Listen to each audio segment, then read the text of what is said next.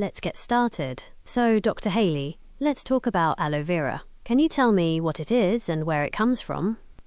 Yeah, aloe vera is a succulent plant. Succulent means that it has a lot of hydration in the leaves. And where it comes from, well, it has lots of its roots in Egypt, but now it's really growing in a lot of places. It likes the warm climate, both dry and humid. You are listening to The Dr. Haley Show, the podcast dedicated to helping you optimize your health. Each episode, there will be an interview or a message to help you discover better health. We will be featuring health radicals on the show to bring new ideas to the table, as well as doubling down on key fundamentals to support you living your best life. Your host is no other than the founder of Haley Nutrition, Dr. Michael Haley. I'm Dr. Michael Haley. This is the Dr. Haley Show podcast, and today we're going to kill two birds with one stone. What a sick saying someone came up with. Why would you want to kill birds with stones? And two of them. But I want to talk about artificial intelligence and what does that have to do with health? Well, we're going to use it in a discussion to learn of a health topic. And to me, this is one of those things that you cannot avoid. It is coming. It is here. Artificial intelligence is everywhere. If you've used Google, you notice that you're getting an artificial intelligence answer before all of the other answers. And it's not perfect, but it's been getting better and better quickly. And not only are there artificial intelligence conversations happening, but this same technology is inside robots. And there are robots that are walking around having conversations with people. And these same robots are also capable of doing tasks and learning things on the fly, like learning how to play rock, paper, scissors, that you can actually play games with them. You can have them do tasks for you, like vacuuming your home. Now, this is not available everywhere, but there are models available, and there are certainly, prototypes. But you're not going to have them in the average household anytime too soon, but very possibly in the next few, maybe 5 years, maybe less than that. And they should be affordable, probably like an automobile is affordable. And why would you want to have one? Well, just like a car makes your life easier, a robot can make your life easier. Imagine talking to your robot and asking it to do things like, can you go make the coffee? And when you're done with that, maybe make some breakfast. I'd like some scrambled eggs. And then please clean up after yourself and make sure the kitchen is clean and put all the dishes away. And my car needs a good cleaning, and if you would wax it too, that would be great. And, if you have time, we need the house vacuumed, all the laundry done, grass mowed. What am I leaving out? And your robot goes to work and gets these things done and doesn't forget what you asked it to do. It has a plan, and it starts attacking them however you told them to do it. This is a reality. And then there's the potential scary reality that we're all aware of, like what if these things get so smart? Because as we're giving it tasks, we might have it mine minerals to make more robots, and then eventually turn those minerals into robot parts, and then assemble them and repair other robots. And before you know it, robots become self-replicating, which is kind of borderline definition alive. What does it mean to be alive? Well, reproduction is one of those. Scary stuff. So we're going to be talking about artificial intelligence a little bit. More so, we're going to be using it in a health topic. And the way this works, I've got my phone here, and I'm going to go to my app Gemini, And I'm going to hit the live button, Gemini Live. There we go. Gemini, are you there?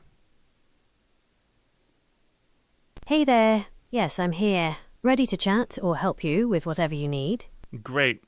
Gemini, let's start fresh and forget everything we've ever talked about.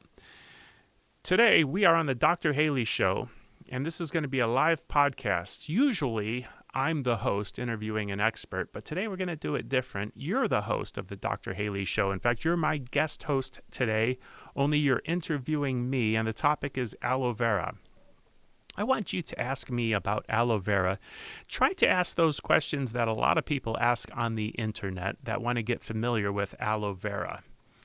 And maybe 15 minutes in, we'll flip the roles and I'll ask you some questions and you can be the expert. How does that sound? Sounds good. Let's get started. So, Dr. Haley, let's talk about aloe vera. Can you tell me what it is and where it comes from? Yeah, aloe vera is a succulent plant. Succulent means that it has a lot of hydration in the leaves. And where it comes from, well, it has lots of its roots in Egypt, but now it's really growing in a lot of places. It likes the warm climate, both dry and humid. In the dry climate, it'll use its own hydration to stay alive, and in the humid climate, it drinks lots of the water from the air and from the ground. That's a great overview of aloe vera. So I'm curious, why is aloe vera so popular? What kind of benefits does it offer? I think in ancient history, it has its place in the beauty market, helping people look beautiful and youthful. And the result is probably because of its benefit when it comes to helping heal topical burns such as sunburn and radiation burns. We now know scientifically it helps heal things about twice as fast or cuts the healing time literally in half. And that's probably where it really gained its momentum and its place in this world. But now it's used for so much more than that. That's fascinating how aloe vera's popularity has grown over time. You enjoying the show thus far? One of the many health secrets that we have covered on the show is all around aloe vera, specifically drinking raw aloe vera. Our aloe vera has helped our customers effectively heal their gut, increase their intestine health, lower inflammation in the body, eliminate and/or decrease acid reflux, have glowing skin and hair, and so much more. Now, as a frequent member of our audience, you will be exposed to exclusive specials and coupon codes for the awesome products manufactured by Haley Nutrition. That's right, for simply being awesome and tuning in, you can get a mini discount to help you optimize and better your health. To see how we can help and support you on your health journey, tune into the episodes and listen for coupon codes that you can use at www.haleynutrition.com before you make your orders of raw aloe vera. Once again, it's www.haleynutrition.com. Now, back to the show. So I'm curious, how is aloe vera typically used for these medicinal purposes? Is it applied directly to the skin or taken internally?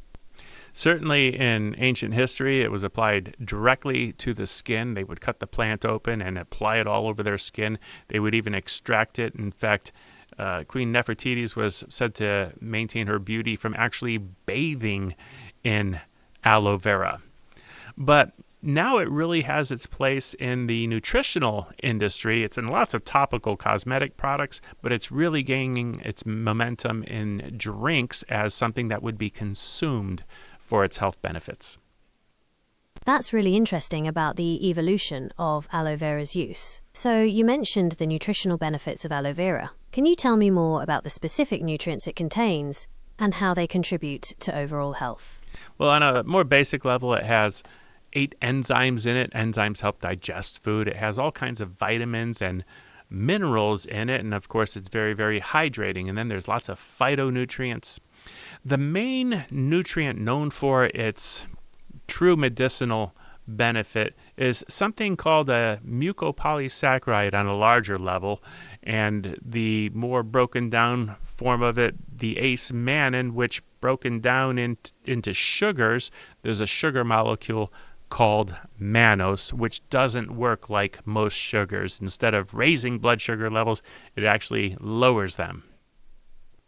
That's a great overview of aloe vera's nutritional content. So it sounds like the acemannan in aloe vera might be responsible for some of its medicinal properties, like its ability to regulate blood sugar. Do you know if there's any scientific research that supports this?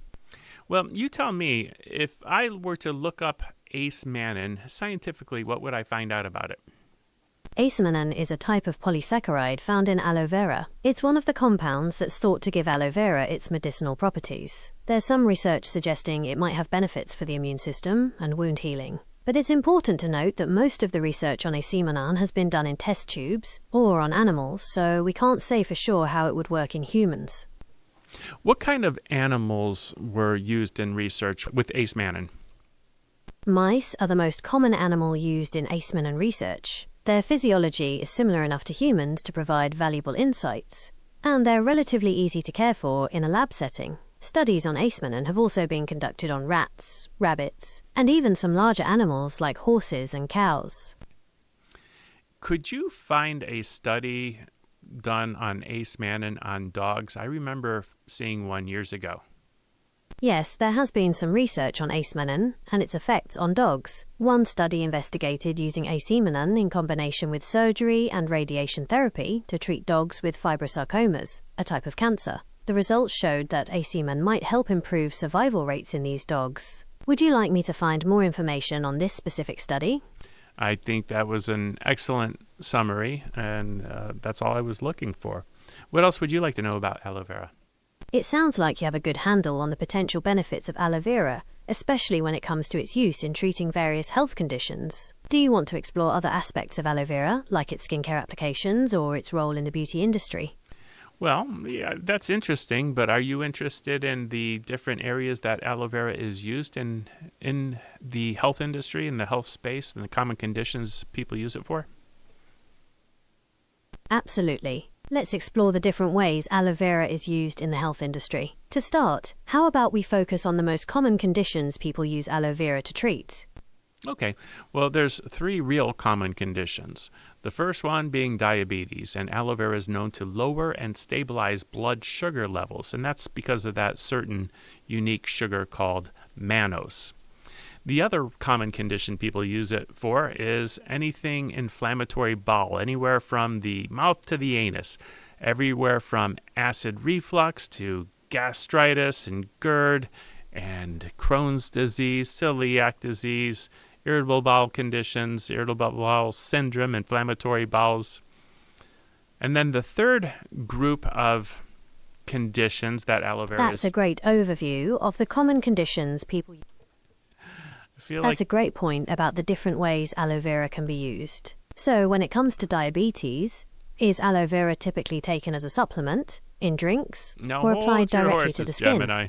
I feel like maybe you cut me off a little bit because I was going to go into the third group. Are you interested in knowing the third group that's commonly mentioned with aloe vera use? My apologies for interrupting. Please continue with the third group of conditions aloe vera is used for. It's commonly used to help people improve their immune system when they are fighting cancers and viruses. I think that was an important one. We can't leave that out. But don't forget your disclaimer. Got it. So to recap, aloe vera is commonly used for diabetes, digestive issues, and immune system support. It sounds like a pretty versatile plant. Do you know if there are any specific aloe vera products that you'd recommend for each of these conditions? Well, I know one very, very specifically, but I'm a little biased because I'm kind of in the industry. So maybe you can tell me, how would I find a good quality aloe vera product?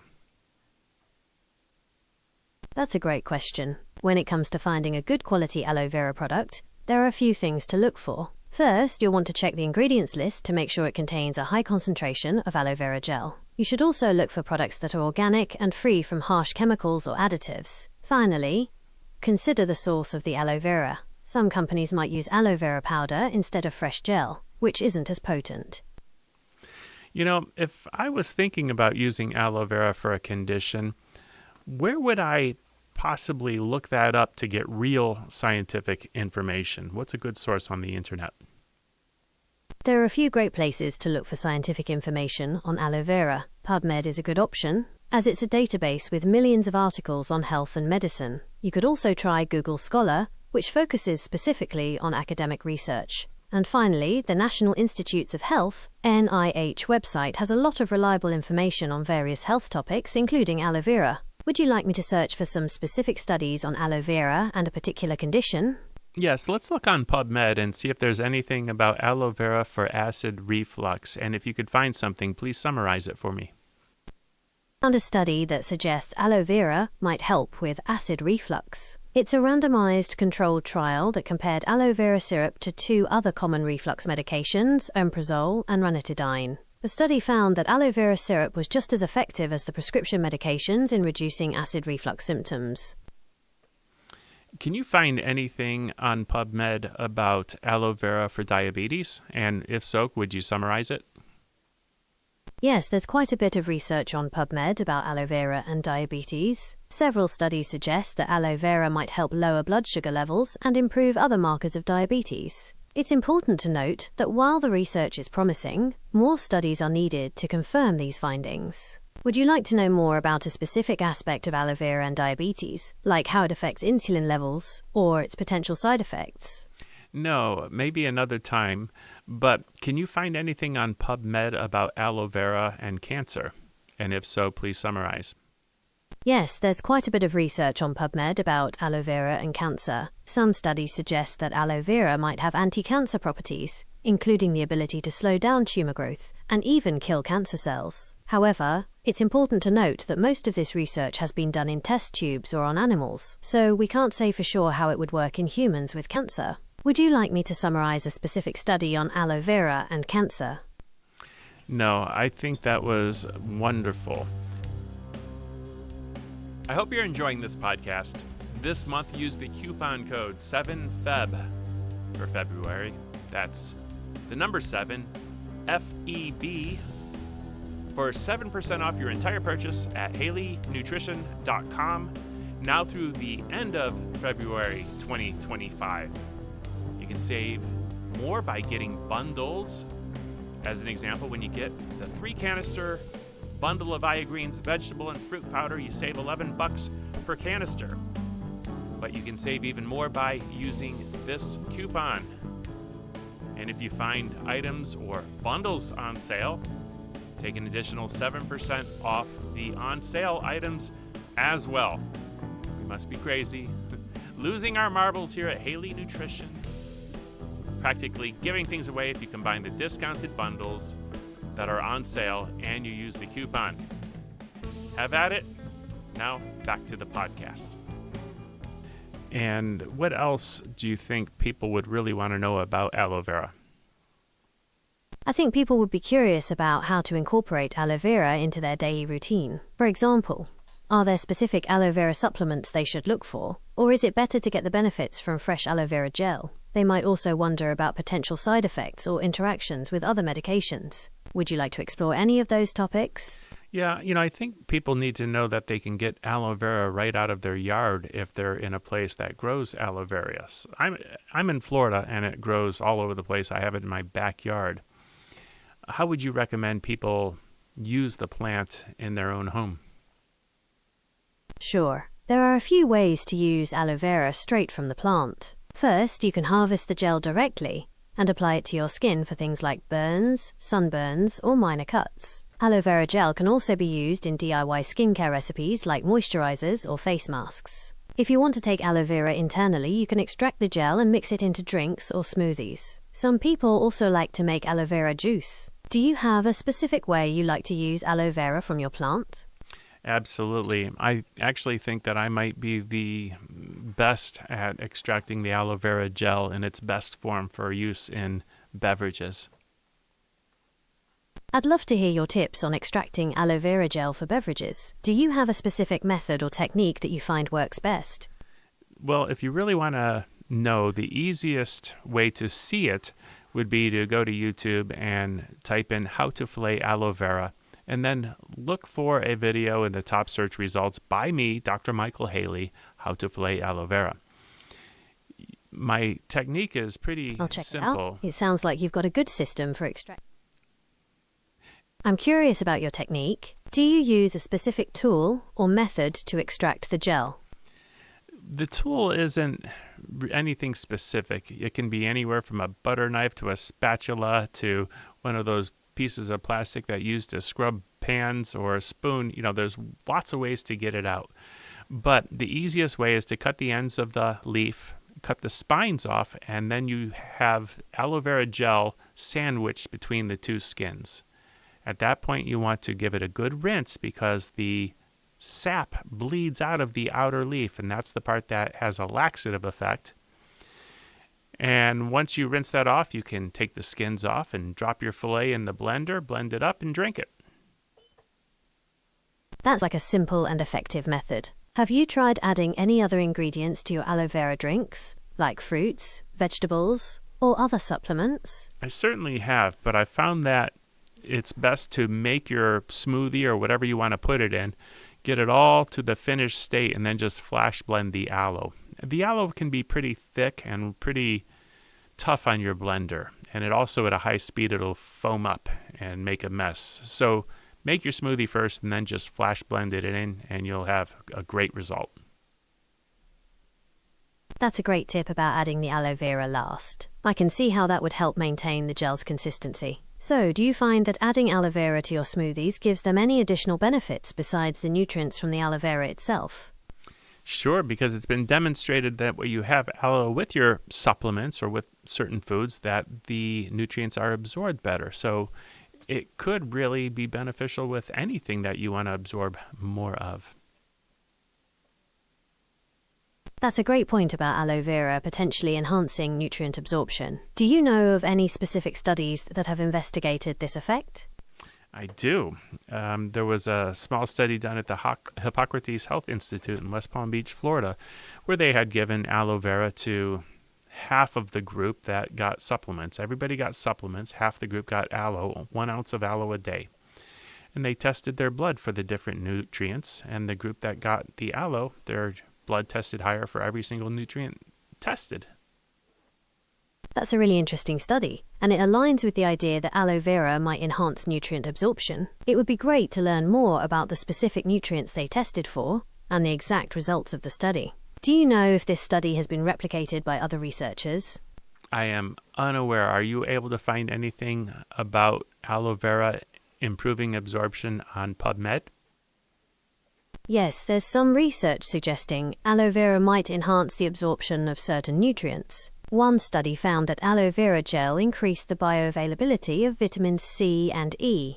Another study showed that aloe vera could improve the absorption of poorly soluble drugs. It's important to note that while the research is promising, more studies are needed to fully understand how aloe vera affects nutrient absorption.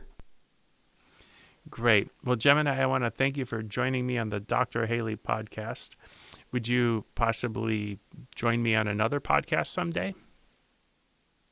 Absolutely, Haley. I had a great time chatting with you about aloe vera. I'm always up for another podcast. Maybe next time we could explore a different topic, like the science of sleep or the psychology of laughter. What do you think? I think laughter is very important. Can you maybe tell a joke and make me laugh? Sure. Here's a joke. Why did the scarecrow win an award? Because he was outstanding in his field. Well, that's a very funny joke, but it maybe lacked timing just a little bit. I was going to try to answer. I'll keep working on my comedic timing. Yeah. Maybe next time. Yeah, because you didn't give me a chance to answer. All right, how about this one? I have keys, but no locks. I have space, but no room. You can enter, but can't go inside. Where am I? And now you gave me time to think about it, and I don't know. Where are you? The answer is a keyboard. Oh, well, I do definitely see space and all that other stuff. Well, great. Thank you for joining me. And if you would say some parting words and sign off. Sure thing. Thanks for having me on your podcast, Haley. It's been a lot of fun chatting with you about aloe vera and everything else. I hope the listeners learned something new and maybe even had a few laughs along the way. Until next time, this is Gemini signing off. All right. So that is Gemini, artificial intelligence, on the Dr. Haley Show podcast. Definitely an unusual, different kind of podcast, and hopefully you learned something nutritionally while understanding how powerful and how quickly we're getting thrown into this world of artificial intelligence. I am suggesting that we need to avoid it a little bit, and I'll explain why. It's getting to the point where people are living in these virtual reality lives, and they're having fake relationships. And some of them are seemingly real because there's actually real people on the other end, but people have never met because they're virtual relationships. And people are actually putting on goggles now and having events, whether it's playing billiards or boxing or whatever, with people that aren't even there. They're on the other side of the world. They've never actually met. But there will probably be a time when not only are we being visually stimulated and audibly stimulated, but possibly even with implants available, sensory stimulation. And the human touch and relationships will be no longer necessary in the minds of a lot of people because they are just loving this fake reality experience that they're having. Scary stuff. Hope you enjoyed the show. If you have questions, please leave comments below in the YouTube or on the blog page. Give me a thumbs up. Subscribe if you like this. And thanks for checking out the Dr. Haley Show podcast. I hope you enjoyed that episode today on the Dr. Haley Show. Make sure to hit subscribe on whichever platform you are listening to this. If this episode made you think of someone, go ahead, take a screenshot, and share this exact episode with them. You can catch the show notes for this episode on www.drhaley.com. If you want to geek out with Dr. Michael Haley on other radical health topics, be sure to check out his YouTube channel, where he posts exclusive video content. All the details are at www.drhaley.com, and we can't wait to hang out with you on the next episode.